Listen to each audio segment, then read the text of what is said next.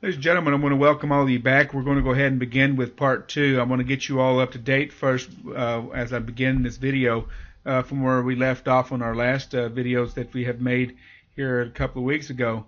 And this is showing you more information, new revelations as to what's going on with this new cyber warfare threat and these cyber warfare agenda, security systems and security software algorithm companies and corporate companies that are involved in causing all of these fake stories of cyber threats and trying to make it look as real as possible. In fact, even to a point where they will eventually make it real. The question is where, when, and and how severe the effects will be for all of our lives. But anyhow, let me go ahead and continue here so where you can all see. A lot of you all remember this video that we made right here. This is we made it May the 21st, 2013.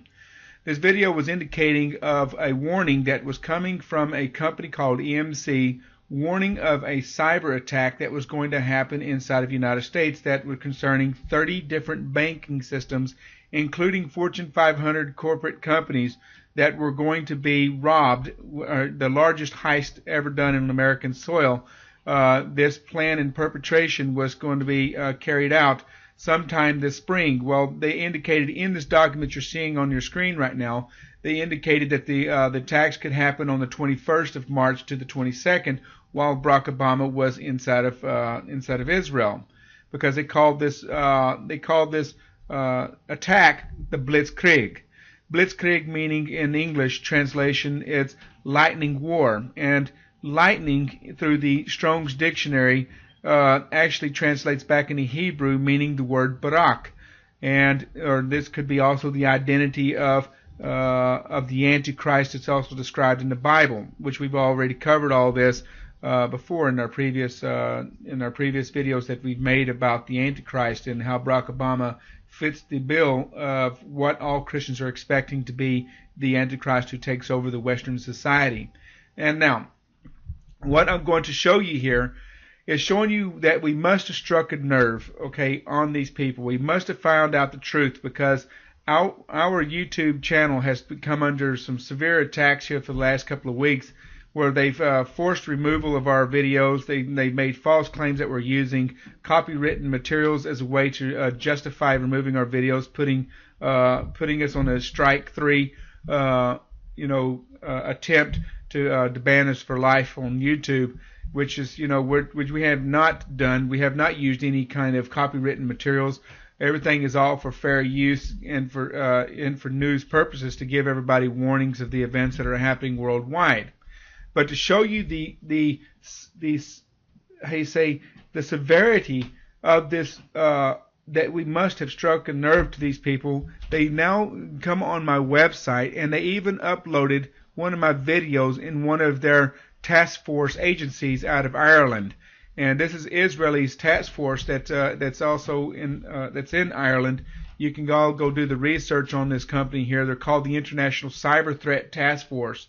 And it shows you that how Israel and these IDF people are all definitely stationary globally around the world, and how that they're targeting anyone that tries to expose their involvement. So you can see this on this document here, and you can go from there, okay? Now, I'm going to make this video as quickly as possible, so I'm just going to breeze through here. A lot of you also remember that we talked about Israel creating cyber enemies that do not even exist, and how that they're trying to make this existence of cyber hackers that come from out of China. And they've named them codename 61398, which we found out later during our investigation. They happen to be this number happens to be the zip code of Tel Aviv, where the IDF stations are inside of Israel. And we've also found out that EMC was working with IDF and hiring and also putting to work hackers from prison units to hack into people's computer systems worldwide, through banking systems, through government entities, blah, blah, blah. And they go on to even admit all this. So, but anyhow, let me just go and breeze through that. So this just shows you back where we're at. Now, the IDF strengthening ties with China military. This shows you that, remember, they just showed you just a second ago that China's the enemy. But here they're strengthening ties and friendship with the Chinese military. That don't sound like China's such a big threat and such a big enemy to Israel. Well, here we go again. China, Israel vows to improve military ties. There's Ehud Barak of Tel Aviv. He's the defense minister of the IDF and Israeli government. So you can see him sitting there shaking hands with the Liberation Army general staff, and you can see that they're not this so-called enemy. But this unit 61398 is actually the same identity that they called their unit. They say that their unit's called, or their task force is called Unit 8200.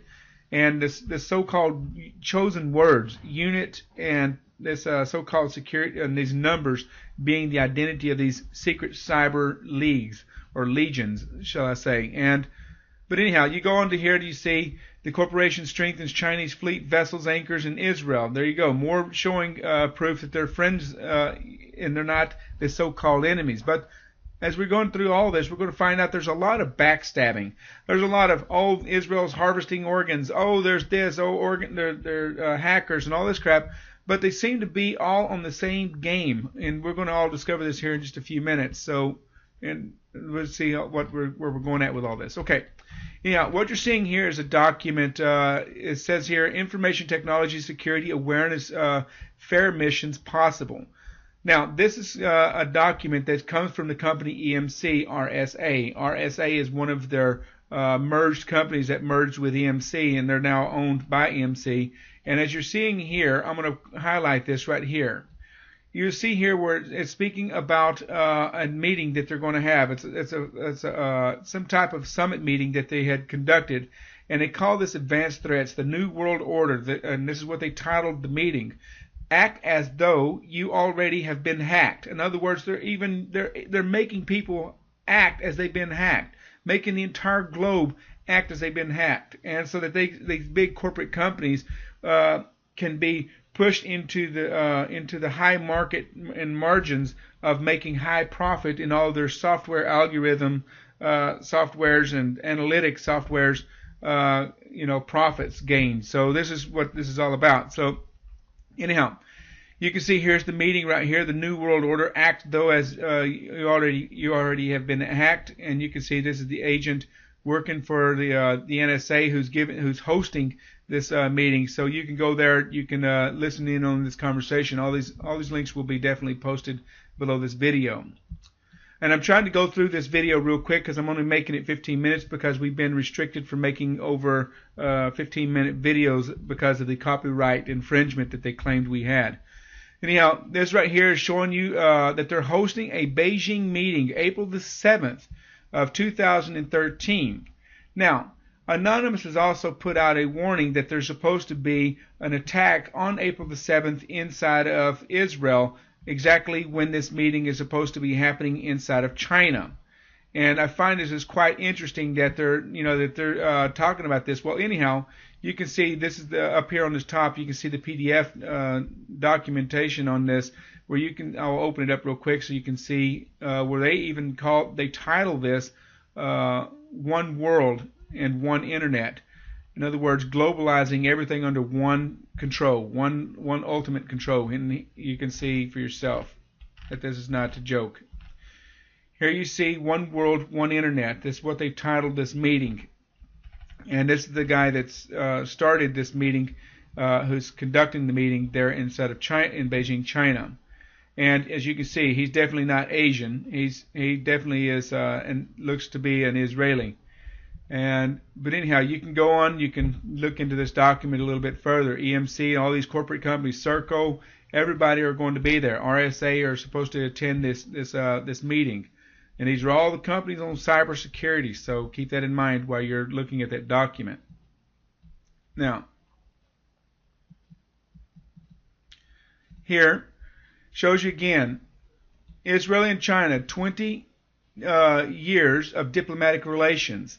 In other words, where they're showing you all together that China and Israel have been friends for a long time. Israel Ministry of Foreign Affairs, and then also Israel's China Challenge.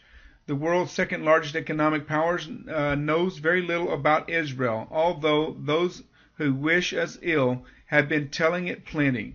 Again, they're talking about more of this back and forth backstabbing, but yet they're friends. here, Israel admits hiring hackers and even teaching students, new students, to become hackers in this new cybersecurity threat. Agendas that these global elites are doing. Now, also the NATO, European security forces, have also been given a law passed inside of Europe that NATO now can target and shoot and kill known hackers. This is due to the cyber warfare threat. Now, this is justifying to eliminate, and there's the actual document report that it was referring to. You can all go; it will all be posted below the video. Of course, this is quite a lengthy read here. So, but anyhow, it goes on to saying, anonymous hacks Mossad websites and gains access to the data of 30,000 spies. Okay, first of all, ladies and gentlemen, I want you all to make very clear understanding of this. Anonymous is not a part of our truth movement, even though they try to claim that they're for our well-being and that they are all this, that they're, they have this ability to hack into everybody's computer systems. These people are 100% government agents, and these are definitely Israeli Mossad created. And they did not hack into the computer systems of Israel because they are to make it look and appear that there's this ultimate threat. But these people are actually Mossad agents, and they're pretending to be one of us. So don't believe that when they say that they're one of us, that they are one of us. They're not. They do not stand for truth. They stand to create a political, warfare and a warfare against all nations. And this is what they're a part of. So anyhow, so when you see this, you got to first remember that they're only actors acting out an event that has not even occurred. And even if they release a bunch of names, the names that they're releasing are not agents of the Mossad. They're actually you and I, fall guys for their agendas. So be careful when you look at this stuff right here and not fall into their fraudulent claims. Again, erase Israel from the internet. Anonymous plots a massive cyber attack. Okay, and there's this talking. This came out March the 14th. And you can see that all this is just simply propaganda news, okay? And this is definitely not a part of our truth movement. Anyhow, ladies and gentlemen, what you're seeing here altogether, to sum it all up, is that every one of these people here are actually literally working together. Every nation are working together through this company called CERT, or through this Security Institute, on how to create cyber warfare securities and how to prepare for the worst to come.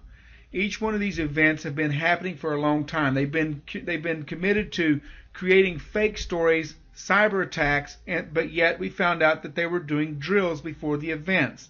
And this is why we do not believe that these attacks on the banks in Seoul, Korea were actually was an actual event that happened. I believe it was literally a drill that they were conducting inside of Seoul, Korea, but made it look and appear that there was this ultimate attack against their economy, and then they made it a reality that, oh yes, your banks came under attack, and yes, 30,000 banking systems, computers do not work anymore, and 95% of those people who have any kind of money saved in those banks do not have access to it because they have what they call a DOS, denial of service, on their computers when they tried to pull money out of their accounts.